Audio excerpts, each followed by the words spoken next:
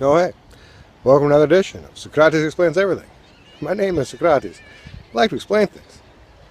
So on this scorching day, it's actually hot, celebrating climate change. Wanted to ask the question about regulations. There's a lot of talk, especially on conservative sides in the UK and US, about cutting regulations. How bad are regulations, stifling business, etc. Well, on a year that it's getting hotter and hotter, I think we should at least think about regulations and why we have them. Regulations are basically laws for businesses. When they're laws about us, they call them laws. But corporations, they just have to deal with regulations. And for the most part, all regulations are reactive. They don't happen proactively before needed. They happen reactively after a problem. So when someone is polluted horrifically, we have a reactive legislation to say you shouldn't be able to pollute horrifically. When they dumped in the ocean, I lived in New Jersey, we used to have what was called sludge dumpers. They would take garbage, the worst, most decayed, disgusting stuff from New York, and take it off a couple miles off the Jersey shore and dump it into the ocean. Sludge dump. Because it was free to dump things in the ocean, we always felt. And New York paid New Jersey money. Till some divers went out there and filmed it and showed that they were basically killing the ocean by dumping poison into it. And they passed new regulations. So the people who complain about the regulations are the ones who would prefer to break them. Like clean water, clean air, environmental regulations. They're there to keep the water clean and the environment good. And if you want to get rid of water regulations, you probably want to poison the water. Because otherwise you wouldn't care that the regulation says, let's keep the water safe.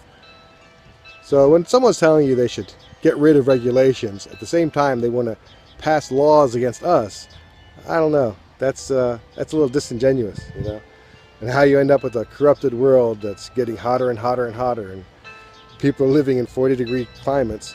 Fortunately not here in the Netherlands, because that's unlivable here. I think it's like 24 today, 25 centigrade. So not exactly hot, but trust me when I tell you, it's hot. Yeah, that's as high as I go. Climate's going to go higher. Anyway, came back to Noordwijk because it's still a beautiful day in the Netherlands. Look at that place. Woohoo! The bell tolls for us all. Oh, and another thing, as far as regulations, they're basically wasting stuff when they do this. First of all, if you complain about how much, say, sulfur is in gas, and you don't like the idea of that, it's because you want to put sulfur in gas. So you complain about the regulations about how much sulfur is allowed in gas. Well, you know what happened when they made a new regulation that you couldn't put sulfur in gas?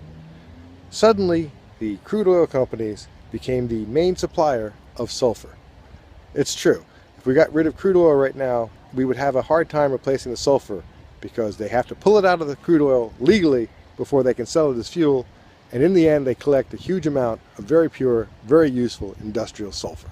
So even those who complain about the idea of regulations, you make money with it. They used to throw away recyclable material. They make money with it. They just complain about change because in capitalism, change costs money. So capitalism, it's very difficult to get that money back. That's why it's hard to start a business, because capitalism costs more than it makes for the most part. All these businesses, they are in more debt. They can service their debt. That's considered a profitable company. They're not actually profitable because they have billions and billions in debt, but they're able to service that debt month by month. And that's what we consider successful in capitalism. So when you try to regulate them, they complain endlessly. It's just a crazy world that's leaving to hot. Think about the children. Won't someone think about the children? I don't have any, so I don't care.